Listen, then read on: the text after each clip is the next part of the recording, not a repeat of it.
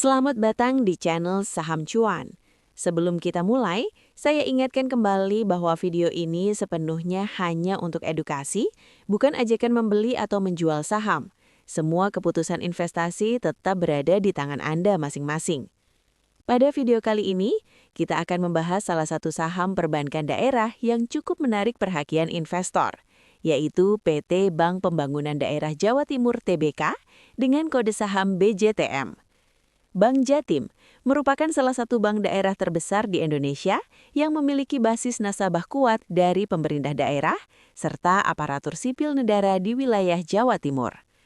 Menariknya, saham BJTM saat ini sering menjadi perhatian investor karena memiliki valuasi yang relatif murah serta dividen yield yang cukup tinggi dibandingkan banyak saham perbankan lainnya di Bursa Efek Indonesia. Namun pertanyaannya adalah, apakah saham BJTM benar-benar menarik untuk dikoleksi dari sudut pandang investasi?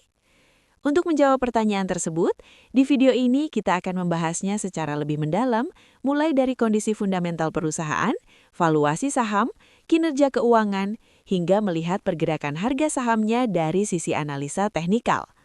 Dengan begitu, kita bisa mendapatkan gambaran yang lebih lengkap sebelum mengambil keputusan investasi. Profil singkat perusahaan. PT Bank Pembangunan Daerah Jawa Timur (TBK) atau yang lebih dikenal dengan Bank Jatim merupakan bank daerah milik pemerintah Provinsi Jawa Timur yang bergerak di bidang perbankan. Sumber pendapatan utama BJTM berasal dari 3 segmen bisnis utama. Yang pertama adalah dana pihak ketiga, seperti tabungan, giro, dan deposito. Yang kedua adalah penyaluran kredit atau pembiayaan kepada masyarakat dan sektor usaha. Dan yang ketiga adalah layanan jasa perbankan seperti transaksi pembayaran, layanan digital banking, serta berbagai layanan keuangan lainnya. Sebagai bank daerah, Bank Jatim memiliki keunggulan pada basis nasabah yang relatif stabil, terutama dari sektor pemerintah daerah, ASN, serta pelaku usaha lokal di wilayah Jawa Timur.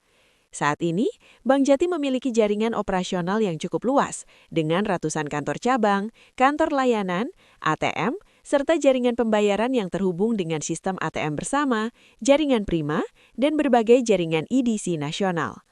Hal ini membuat Bank Jatim memiliki posisi yang cukup kuat di wilayah Jawa Timur, khususnya dalam mendukung aktivitas ekonomi daerah.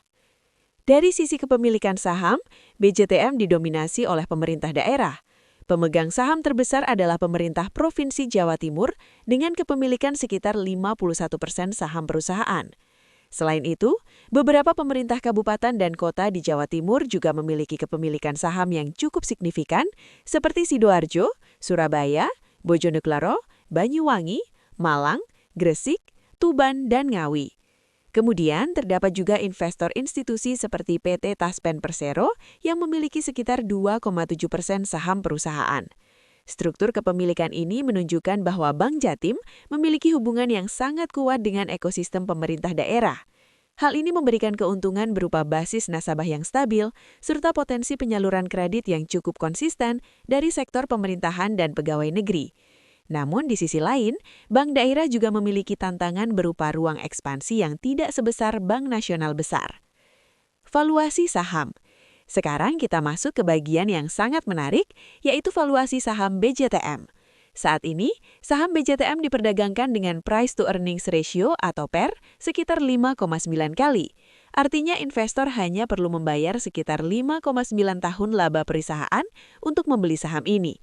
Jika dibandingkan dengan sektor perbankan Indonesia yang rata-rata memiliki PER di kisaran 8 hingga 15 kali, maka valuasi BJTM bisa dikatakan cukup murah. Kemudian, BJTM juga memiliki earnings yield sekitar 16,9%. Angka ini menunjukkan bahwa kemampuan laba perusahaan terhadap harga saham saat ini sebenarnya cukup tinggi. Selain itu, price to book value BJTM berada di sekitar 0,64 kali. Artinya, saham BJTM saat ini diperdagangkan jauh di bawah nilai buku perusahaan. Dalam pendekatan value investing, kondisi seperti ini sering dianggap sebagai saham undervalue karena pasar memberikan harga yang lebih rendah dibandingkan nilai aset bersih perusahaan. Dengan market cap sekitar 8,3 triliun rupiah, BJTM termasuk bank dengan kapitalisasi menengah di Bursa Efek Indonesia. Profitabilitas perusahaan. Sekarang kita lihat bagaimana kemampuan perusahaan dalam menghasilkan keuntungan. BJTM mencatat gross profit margin sekitar 68%. Kemudian operating profit margin berada di sekitar 17,7%, sementara net profit margin berada di kisaran 13,6%.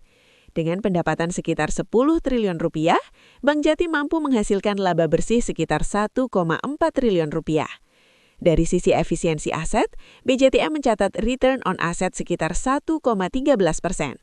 Dalam industri perbankan, ROA di atas 1% sudah termasuk kategori cukup baik.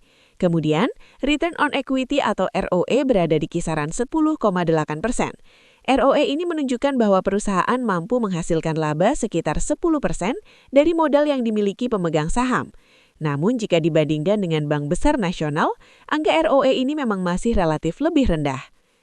Jika kita melihat pertumbuhan kinerja perusahaan, BJTM menunjukkan perkembangan yang cukup baik. Pendapatan perusahaan mengalami pertumbuhan sekitar 29,5% secara tahunan, sementara EPS atau laba per saham tumbuh 14% secara tahunan. Pertumbuhan ini menunjukkan bahwa bisnis Bank Jatim masih memiliki momentum yang cukup positif.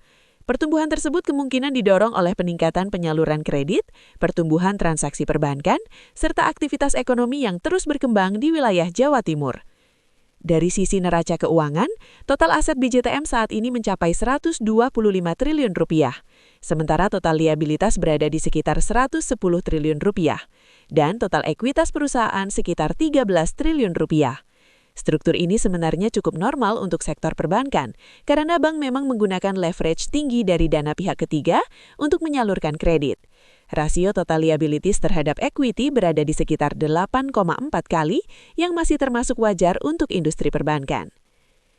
Cash flow perusahaan. Sekarang kita lihat arus cash perusahaan.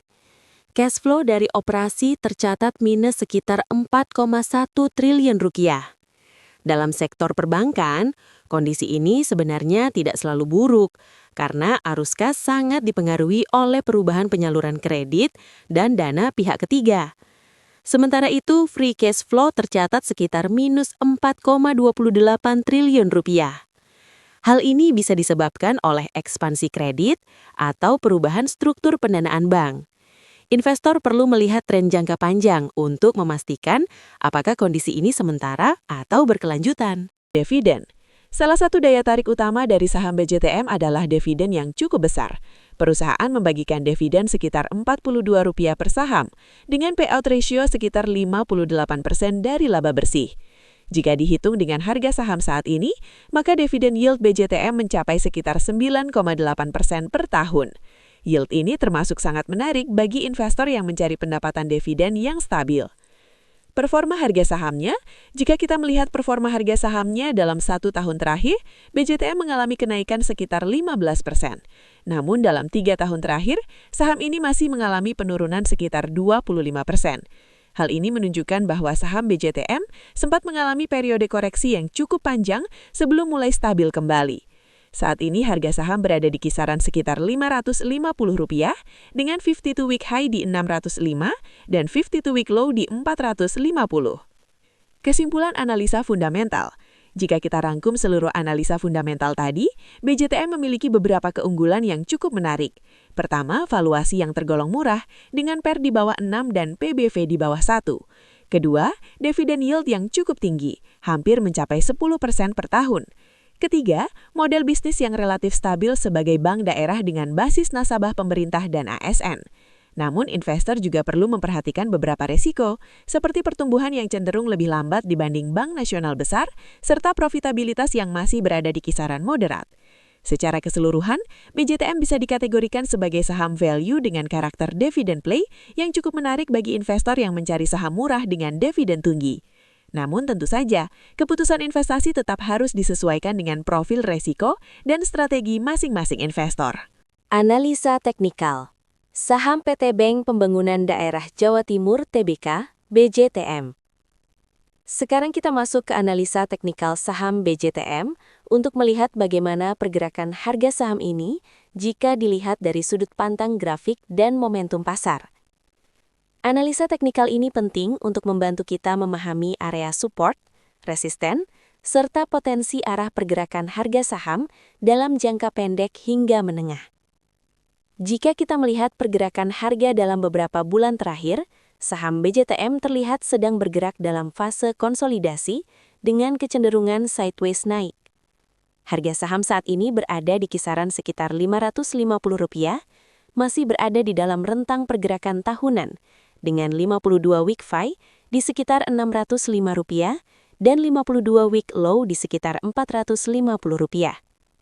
Kondisi ini menunjukkan bahwa setelah mengalami koreksi dalam beberapa tahun terakhir, saham BJTM mulai membentuk area base atau area akumulasi baru. Biasanya fase seperti ini menjadi fase penting sebelum saham menentukan arah tren berikutnya. Area support dan resisten. Jika kita melihat struktur grafiknya, terdapat beberapa level penting yang perlu diperhatikan. Area support kuat BJTM berada di kisaran Rp530 hingga Rp540. Area ini menjadi zona yang cukup sering menahan penurunan harga dan menjadi titik pantulan harga saham dalam beberapa kali pergerakan terakhir. Selama harga masih mampu bertahan di atas area support tersebut, maka struktur teknikal BJTM masih bisa dikatakan relatif stabil. Sementara itu, untuk area resisten, BJTM memiliki resisten penting di kisaran Rp590 hingga Rp600.